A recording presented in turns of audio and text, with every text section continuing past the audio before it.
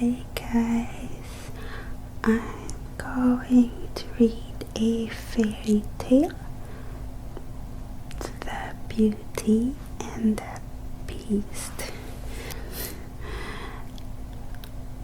First, let's try the Sour Patch Kids. This one is the watermelon one.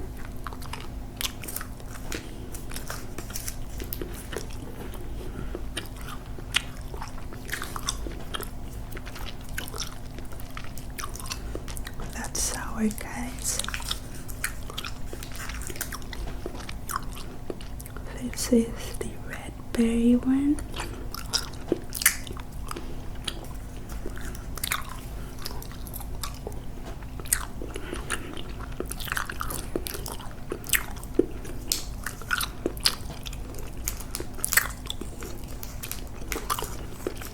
That's not too sour.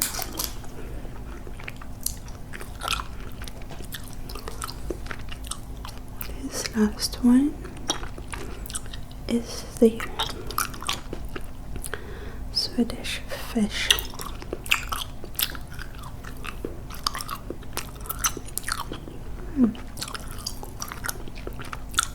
That really tastes like Swedish fish.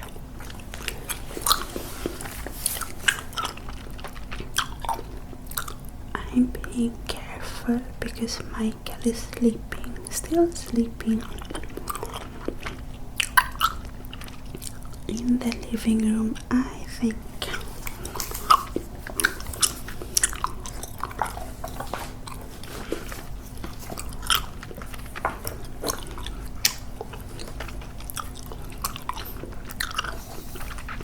Let me look for the fairy tale, guys.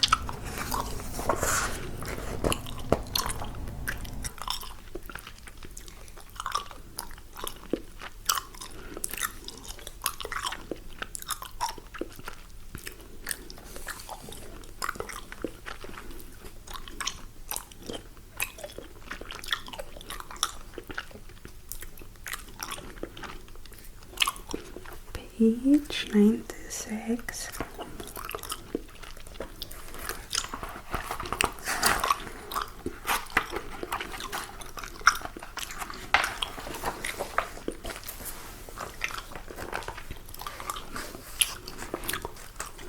Beauty and the Beast.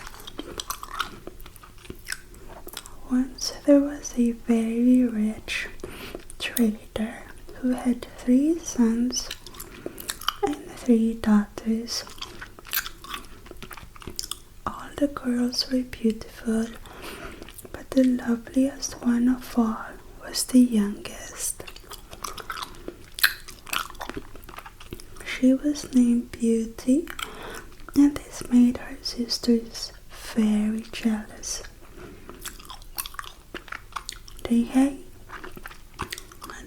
They hated her kind ways and fair face. They only liked rich, silly people and parties. They laughed at Beauty, who liked to read and help at home.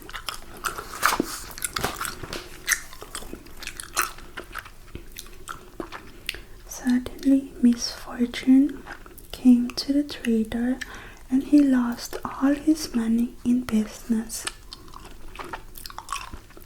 He had nothing left but a small farm. "We'll have to live in the country," he said, "and work the farm. If we're good farmers, we'll have plenty to eat at least." On the farm, the man and his sons worked in the fields. Beauty got up each day at dawn. She cleaned the house and got breakfast ready. It was hard at first, for she was not used to work. But soon she became capable and strong. Her sisters sat around all day moping and doing nothing. Just to see Beauty work made them cross. When they have lived for a year on the farm, good news came for the trader. One of his ships, laden with cargo, had come safely to port. He made ready to go to the city to see about it. The older girls hoped to be rich again, and they asked their father to bring them lots of new clothes. "What would you like?" the trader asked Beauty. "Perhaps you'll bring me a rose," said Beauty. "I can't seem to grow them here." In town, the father used most of the money from the ship's goods to pay old debts. He started home as poor when he'd left. Halfway home, he rode into a deep forest and lost his way. It began to snow thick and fast. The wind raged, night had fallen, and the wolves were howling all around. The merchant didn't know where to turn.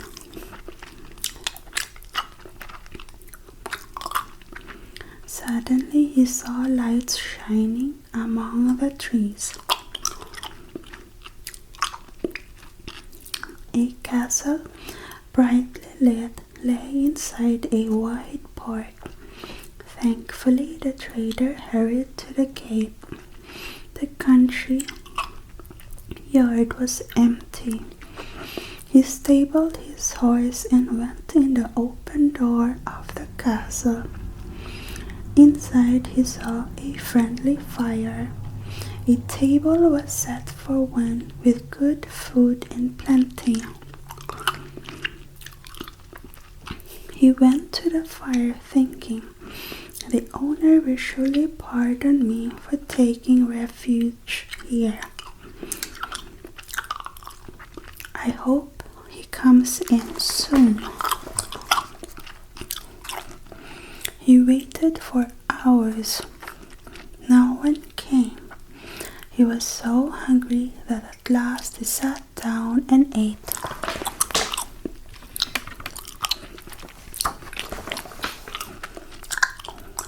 Then he walked through the other rooms. They were all beautiful and well kept, but he saw no one. When he came to a bedroom, he was so tired he went to bed. He woke late next morning.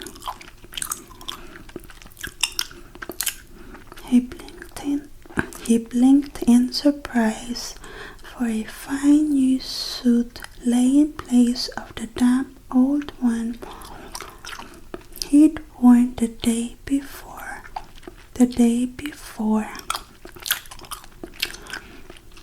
A kind fairy must own this castle, he thought.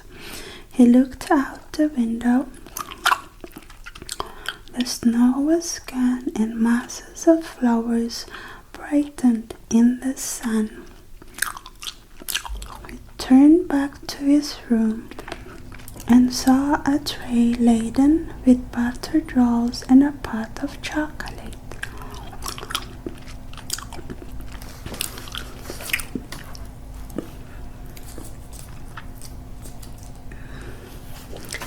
A kind fairy, he said aloud. "You're most thoughtful, thank you." He had a good breakfast. Outside, he found his horse already saddled, and he set out for home. As he rode under a trellis heavy with roses, he thought of Beauty's wish and picked a rose for her. Just then there was a terrible roar, and a monstrous beast rushed up. I saved your life, and you show your thanks by stealing my precious roses. You'll die for this. Say your prayers, for in 10 minutes I'll kill you. Majesty, forgive me, begged the trader. I took the rose for one of my daughters. She asked me to bring her one. My name is not Majesty, roared the creature. My name is Beast. I hate flattery. You say you have daughters. Go home to them. Ask if one of them will die instead of you. If they refuse, you must return yourself in 3 months. The trader had no idea of letting his girls die for him. He thought, I'll go and say farewell to my family. He swore to return in 3 months. Beast said, you may leave now. I'll send you a trunk full of gold when you get home. What a strange beast, thought the trader. He's cruel and kind at the same time. He left the castle. His horse seemed to know the right road of his own accord, and soon the trader was home. The sight of his children waiting for him made him weep. He gave Beauty the rose, saying, I paid a high price for this. Then he told his story. The older girls howled and scolded Beauty.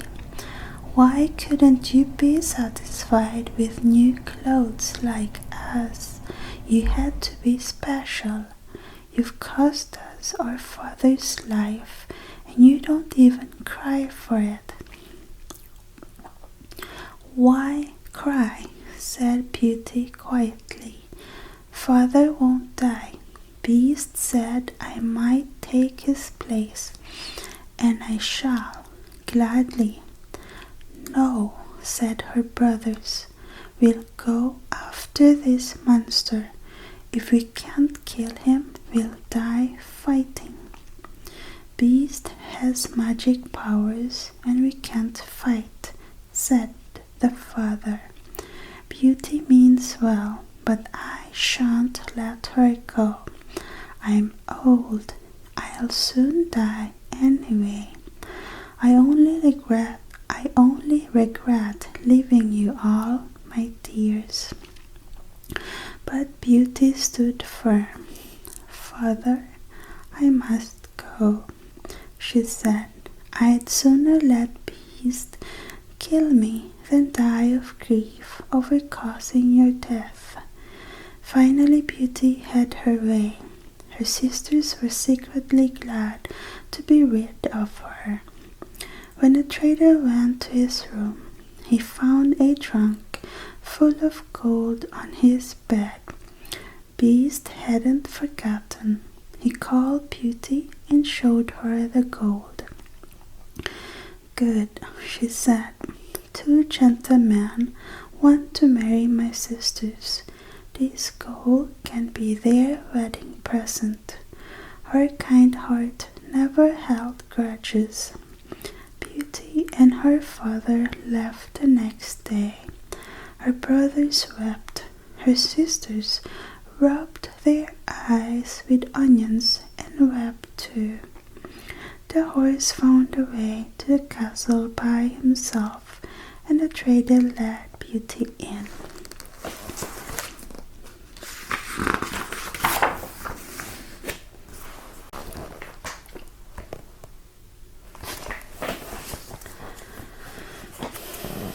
There was a table set for 2 with gold plates and crystal glasses and fine food. They sat down to dinner. Beauty tried to be calm. She thought, Beast wants me to fatten up, so I'll taste good when he eats me. After dinner, Beast came in with a loud roar. Beauty was afraid, but she tried to hide her fears. "Did you come here willingly?" asked Beast. "Yes," Beauty said in a small voice. "You are good. I'm grateful to you," said Beast. "Sir," he said to her father, "leave here tomorrow. Don't come back. Now good night, Beauty." "Good night, Beast," she said. Beast left and Beauty and her father went to their rooms to sleep. While she slept, Beauty dreamed of a lady who said, "Beauty, your good heart will bring you great rewards." Next day, she told her father her dream. It made him feel better. Even so, he was sad as he left her. Beauty thought bravely, "I can do nothing to help myself now, so I shan't worry. I'll be happy while I can. Beast probably won't eat me until tonight, so I have all day to explore." She wandered over the castle. Each room was more lovely than the next. At last she came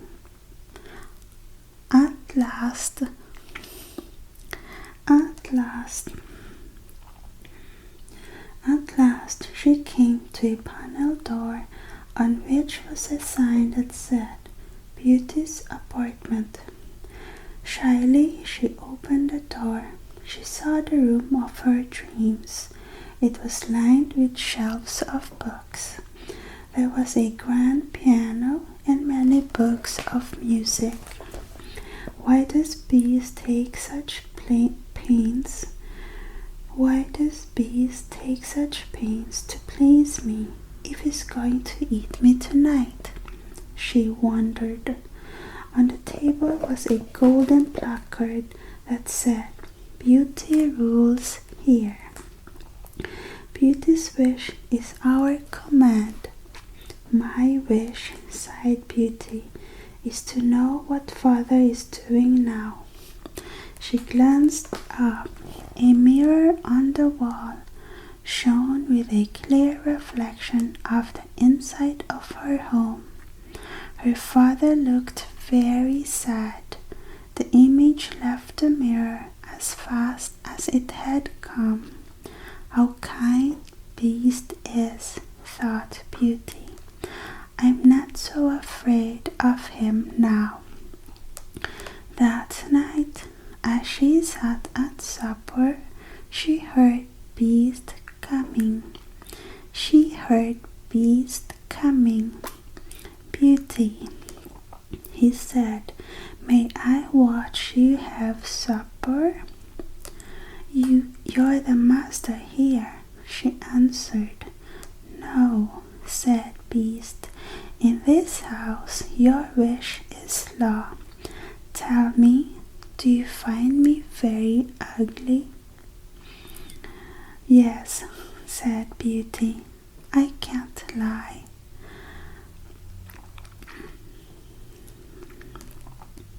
"But I believe you are also very good." "Yes," said Beast, "but I'm still an ugly, stupid beast." "Not stupid," smiled Beauty. "Stupid folk don't know they're stupid." "Eat your supper," said Beast. "This castle is yours. Try to be happy in it." "Your kindness makes me forget you're ugly," said Beauty. "Many men are more truly beast than you.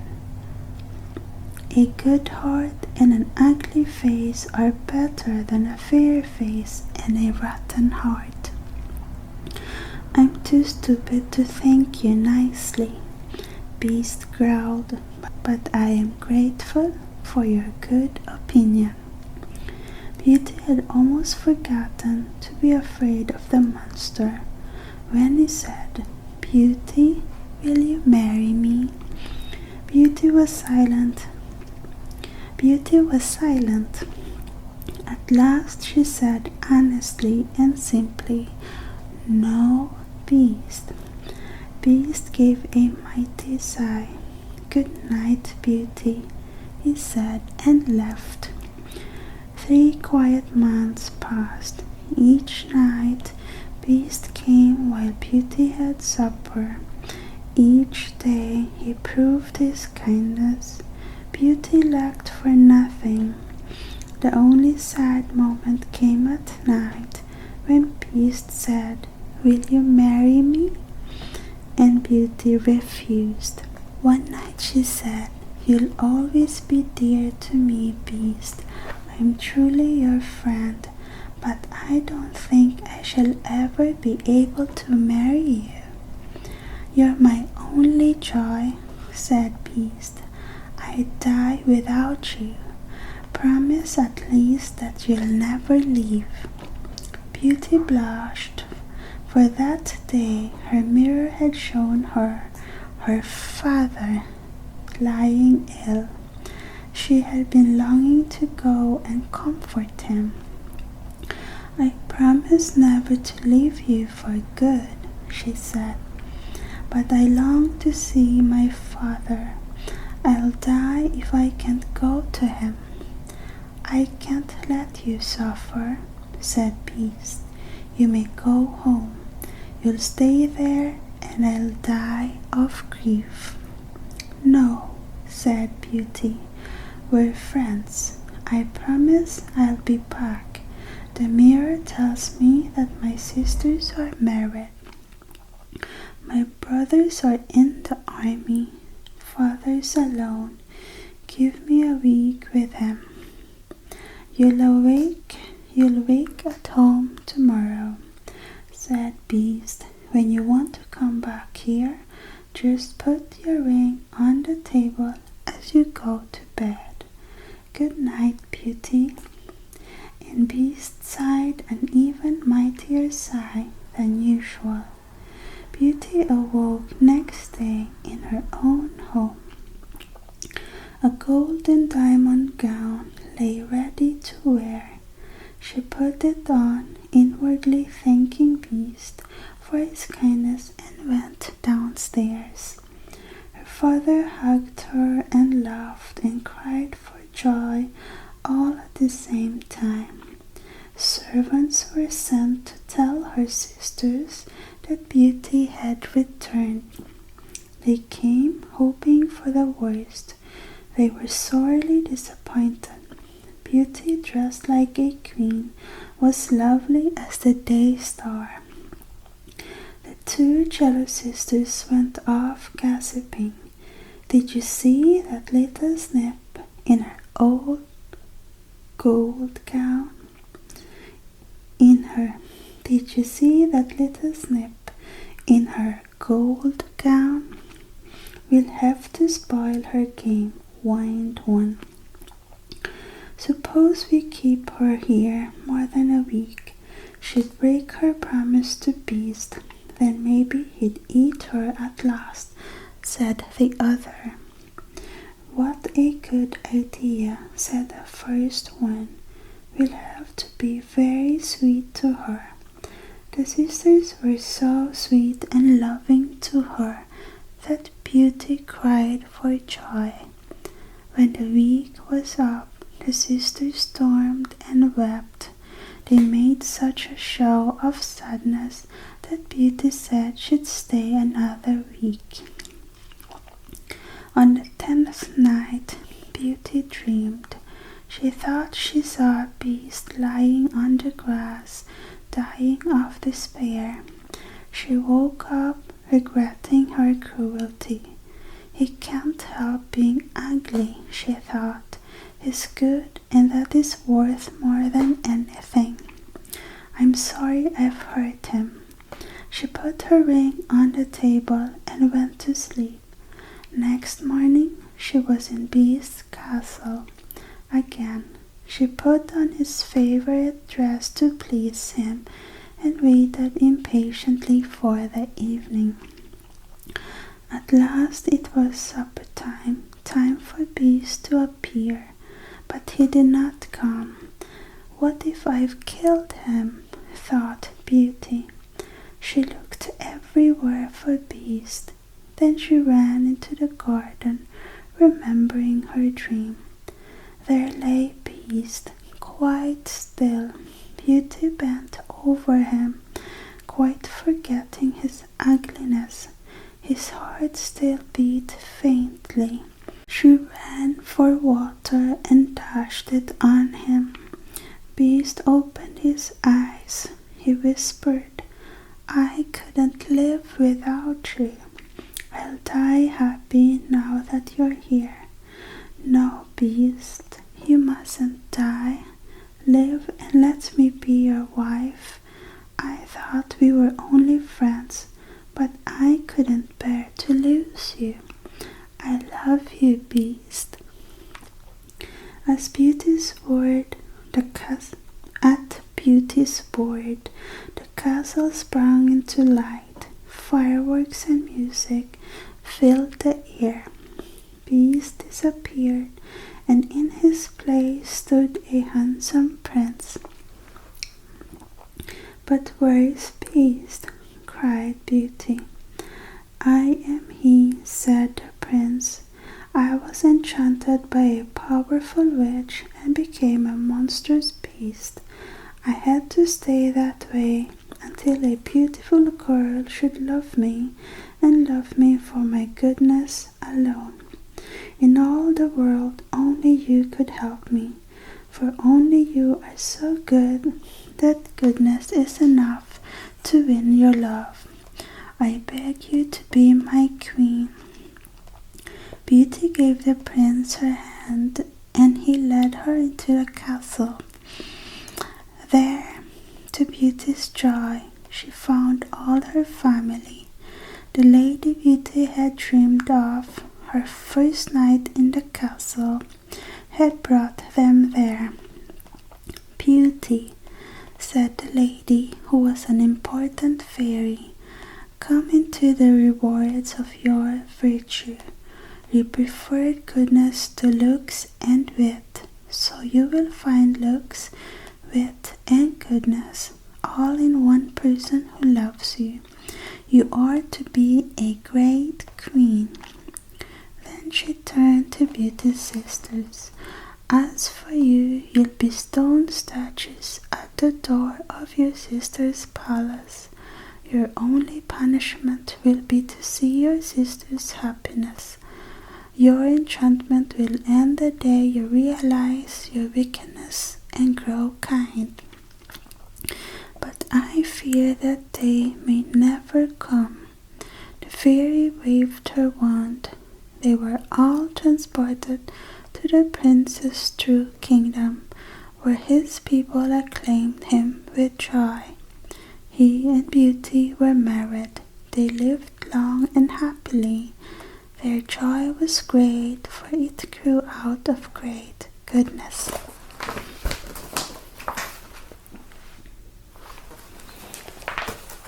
Did you like that, guys? I'm hoping Michael is already awake. I hope you like it, guys. If you did, please give it a like, a thumbs up.